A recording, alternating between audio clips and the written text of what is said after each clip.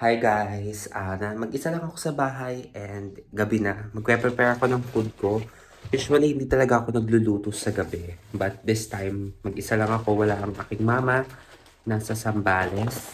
Alam nyo, super stress ko talaga ngayon because nag-announce yung teacher namin, major subject, na merong 4 na estudyanteng magte-take ng removal exam, which is a chance exam to those students na nakakuha ng grade na not passing yung grade nila. And super kaba ako kasi every year talaga, lagi ako nagre-removal since first year and now third year na ako. So, mas nakaka-stress kasi ayoko bumagsak. And I know I did my part sa pag-intindi ng klase, sa paggawa ng activity. That's why super kinakabahan ako. By the way, ang lulutuin ko pala ay itong mi goreng. Super favorite ko to. It's good for vegetarian. Tingin ko sobrang ina-anxiety ako ngayon. Nag-i-stress eating ako and hindi ko nililimit yung sarili ko because alam ko na kailangan ko siya ngayon. Kasi nagre-review ako dahil wala namang kasiguraduhan na hindi ako isa dun sa mga students. Kasi maaaring ako talaga yon kasi nga meron din akong absentees kasi nag-work din ako. Next week, pupunta ako sa event ng Maybelline. Super happy ako with that. Kasi at least nai-invite na ako. Dream brand ko talaga kasi ang Maybelline. So, I'm so happy with that. Pero yun lang talaga ngayon, yung kinaka-stress ko is yung sana makapasa ako. But whatever plans na meron for me, I would take it. And mag-learn ng lesson with that. At alam niyo, nagbasa ako ng Bible. Wow. Kanina, nabasa ko yung Exodus 33:14 and tamang-tama siya sa akin na na-experience ko ngayon. And I have to search kung ano ibig sabihin nun because naguguluhan ako nung una kong binasa. But yeah, just believe na kaya natin to. Magluluto lang ako ng canton and akit na ako sa taas. I will eat this alone. And ayan, ganyan siya karami. Nandito ako sa kwarto ng aking mother, wala kasi siya. And this is stress eating for me. Stress na talaga ako. I want to pass. I don't know what to do. I know I have to eat because magre-review ko later. And I tried to buy Memo Plus. Hindi siya available. So, I'll just eat. Actually, nanonood ako ngayon kay Michelle D. And yeah, I don't know what to do na. Just hoping and praying lang talaga. Kaya pala ako nagvo-vlog kasi if this turns out good, I want to share my journey. At yung struggles ng college, talagang it's real because ah, maraming aspects yung kanyang matatamaan if you fail in one subject. That's why talagang there's a pressure. Kahit wala namang pressure na binibigay, but of course, sa sarili mo, you don't want to fail. And you just want to finish the whole college without breaking apart. Gano'n, mga gano'ng bagay. And yeah, grabe. My mind is really, it's all over the places. Grabe. Actually, nung nagsabi na sa'min, nag-message na sa'min,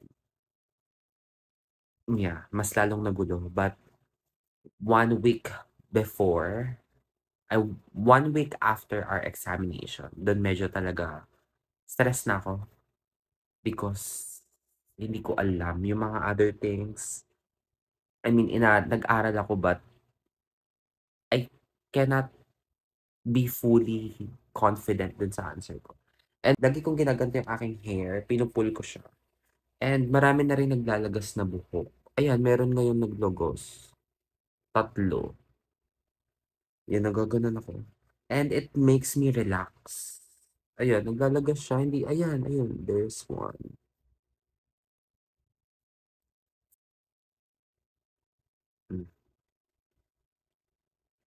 there. Naglalagas ako ng buhok, yun. And I'm controlling myself na wag. Because before I used to, like, binabangga ko, inuuntog ko yung sarili ko sa pader. Here, dito. Ginaganon ko talaga siya ng malakas. And yun yung struggles ko talaga. And maybe I'm ready to share it. But yeah, but now I'm just hoping for the best outcome. And sana magabayan.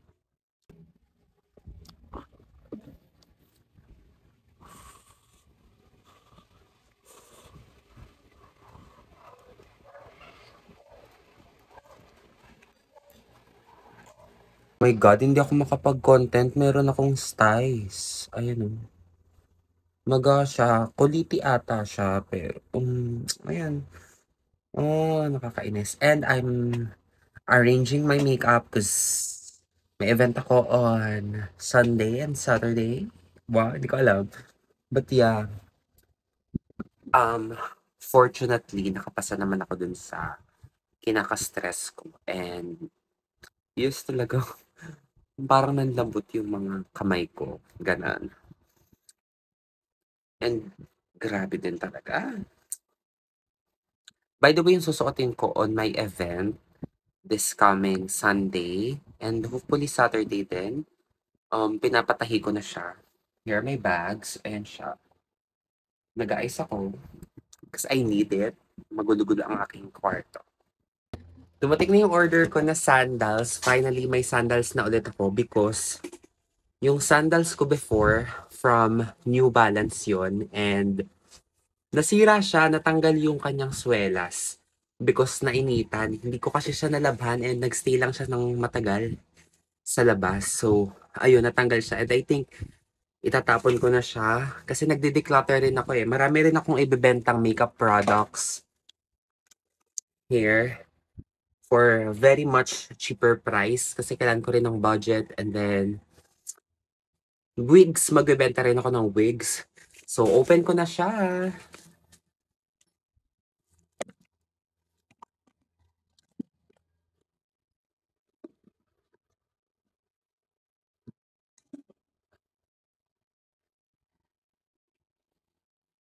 Ito na yung sandals. This is from Anta.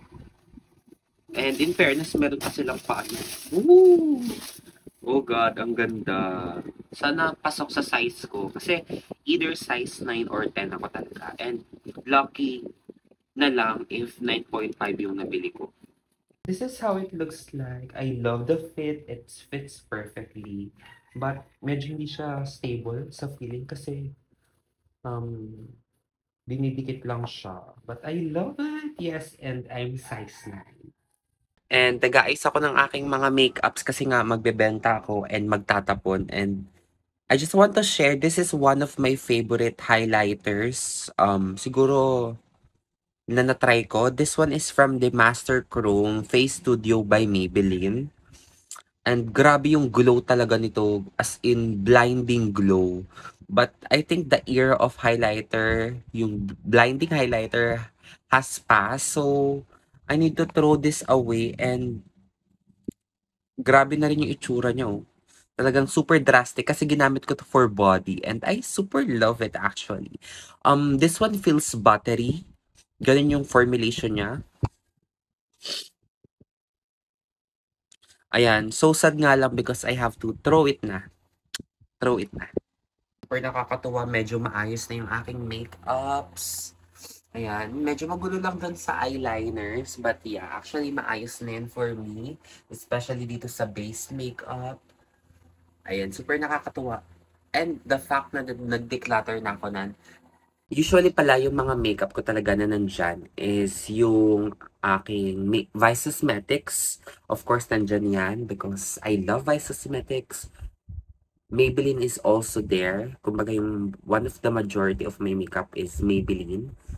Then Everbilena Careline because they are very generous with their products and I really love their SpongeBob collection. Then I also have some Cathy Doll. I love Cathy Doll. And hopefully I can work with them again. I also have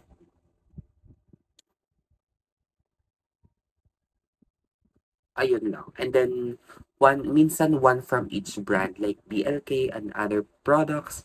So, I don't know. And iniisip ko if once magkakaroon ako ng opportunity with other makeup brands, hindi ko alam kung paano ko i-weigh yung pagkikip sa kanila and pagde-declutter because I don't know. Hindi ko talaga alam. Parang part of me gusto silang i-keep because baka magamit pa for future. Like doing live or kaya naman swatches. And then, a part of me is saying na baka masayang. So, yun. But yeah, ito yung aking mga ibebenta or ibibigay ko na lang. And actually, hindi ko pa talaga alam. So, let's see. Ayan, gabi na. Grabe pa rin talaga yung aking mata. Saan tagal niyang gumaling? And currently watching My Love Mix Up series of Gemini and Ford. 2020, nanonood rin ako ng mga series and I'm still watching even up to this day. So I really love it. By the way, I have pending contents. Ayun siya.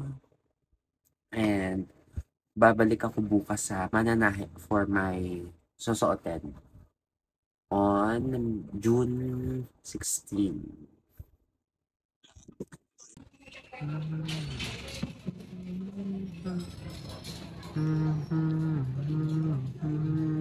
Hundred ka na. Takoyaki. Hi, punta tayo. Cafe.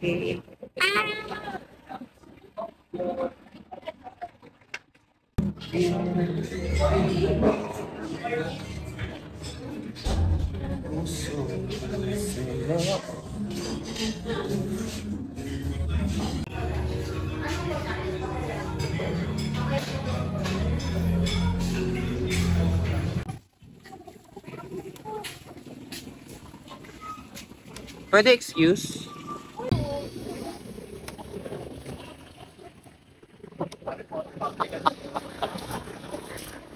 Tagal! Nandito ako sa rooftop namin and it's my laba day. Yes, naglalaba ako kasi nga may event ako on Saturday and Sunday. Pero yung Saturday, hindi pa sure.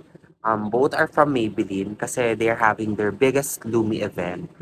Na-invite ako sa 16. Inaas ko kung pwede rin ako pumunta ng 15. But hindi ko pa inaas siya.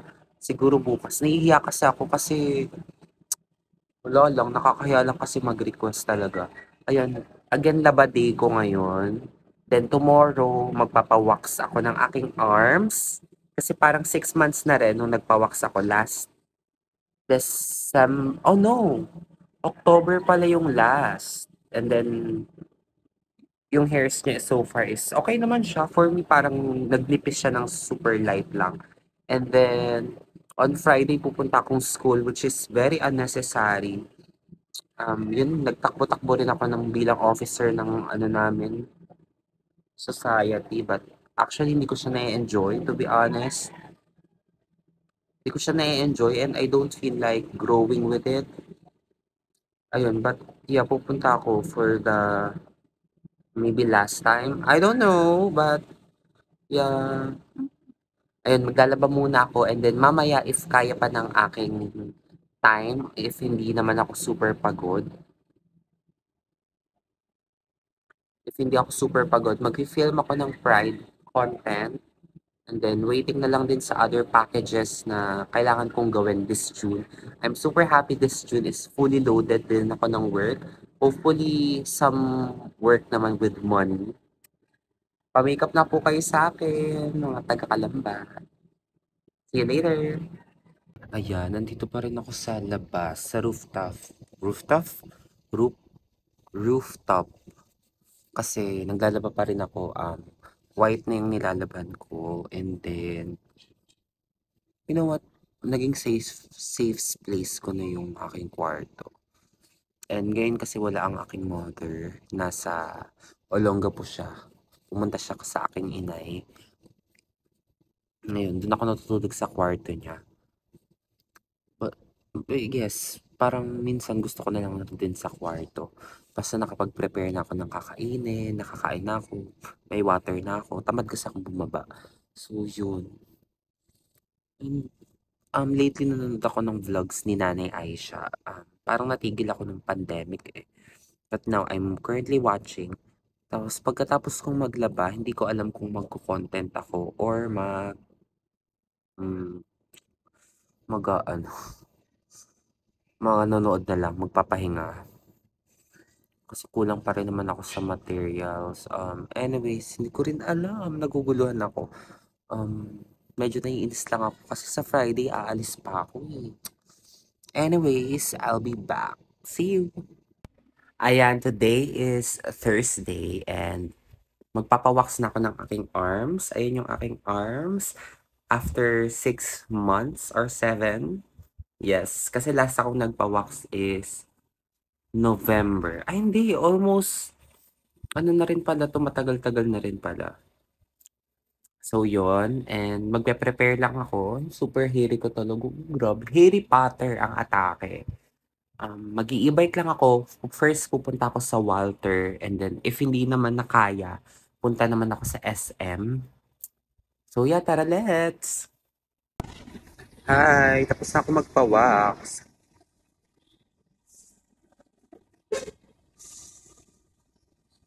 And ice cream from Mr. Softee. Hi! Ako lang ulit dito sa bahay and today is Friday. Bukas pa uwi na yung nanay ko so kailangan ko nang maglinis ng bahay. Later magde-declutter ako ng aking mga shoes na hindi ko na nagagamit and magluluto ng ulam, kanin, then maglilinis na sa taas. Yes! So yeah, prepare na ako ng pagkain. Hi guys! At nandito lang ako sa kwarto ng aking mother. That's it for my whole week. Just a life update. Gusto ko talagang maging active sa YouTube. But yung storage ko, oh my God. So yeah, we'll see you on my next vlog. Bye!